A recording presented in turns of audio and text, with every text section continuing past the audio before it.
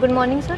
Sir हम लोग कई बार सर पेशेंट को सन में लेकर आते हैं, तो सर बैठा रहे हैं सर इन्हें, तो इन्हें बार बार सर चक्कर आ रहा है और सर बेहोशी की हालत में हो जा रहे हैं, तो सर ऐसे में क्या करना चाहिए?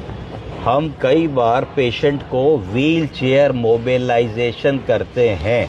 ऐसे मरीज जो कई दिनों से भर्ती हैं और बिस्तर पे लेटे हैं, जब हम उनको मोबिलाइज करने की कोशिश करते हैं तो उसको स्टेप्स में करना चाहिए।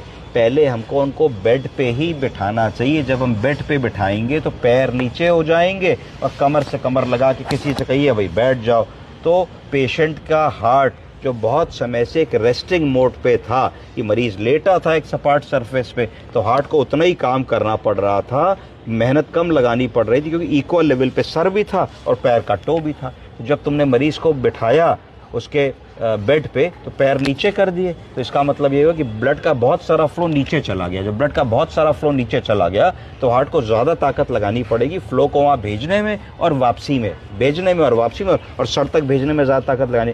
तो ग्रेजुअली अगर तुम इसको वीन ऑफ करोगे मरीज़ को, तो ऐसा होने की पॉसिबिलिटी कम होगी। अब अगर तुमने, हमारा मरीज़ महीने भर से लेटा था, एकदम से तुमने उसको व्हील चेयर पर बैठाया और प्रोलॉन्ग सीटिंग कर दी, 15-20 मिनट तुमने उसको धूप में बैठा दिया, तो धूप में बैठाने से भी कई बार वैसोडायलेटेशन होगा, और प्रोलॉन्ग सिटिंग से क्या होगा कि जो फ्लूइड है या ब्लड है वो लोअर एक्सट्रीमिटीज़ में चला जाएगा। जब लोअर एक्सट्रीमिटीज़ में चला जाएगा तो कई बार क्या होगा कि ब्रेडिकार्डिया, हार्ट रेट कम होगा और हाइपोटेंशन, बीपी कम होगा। दोनों ही चीज़ें जैसे होंगी तो मीन आर्टीरियल प्रेशर कम होगा। जब मीन आर्टीरियल प्रेशर कम होगा तो ब्रेन को जो ब्लड जा रहा है वो जाना धीरे धीरे कम होगा। जब ब्रेन को ब्लड जाना कम होगा तो ऑक्सीजन जानी कम होगी। जब ब्लड और ऑक्सीजन नहीं जाएगा तो ब्रेन में हाइपोक्सिया होगा। जब ब्रेन में हाइपोक्सिया होगा तो धीरे धीरे तुम देखोगे कि पेशेंट की आंखें पलट रही हैं, पेशेंट ऐसे कर रहा है, कई बार ट्रेमर से झटके जैसे आए और एकदम से लॉस ऑफ कॉन्शियसनेस होगी, पेशेंट की गर्दन लटक गई या ये हो गया।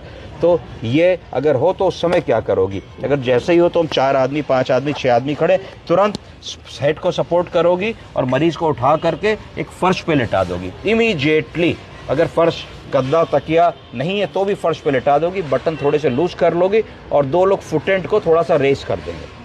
जैसे ही तुम ये करोगी तुम देखोगे कि पल भर के अंदर मरीज का रेस्पिरेशन बेटर हो जाएगा, मरीज का ब्लड प्रेशर बेटर हो जाएगा, पल्स तुमको फील होने लगेगी। ऐसा इसलिए होगा कि बहुत सारा फ्लूइड जो लोअर एक्सट्रीमिटीज़ में उतर आया है, ब्लड लोअर एक्सट्रीमिटीज़ में उतर आया है, वो वापस सर्कुलेशन को मिल जाएगा।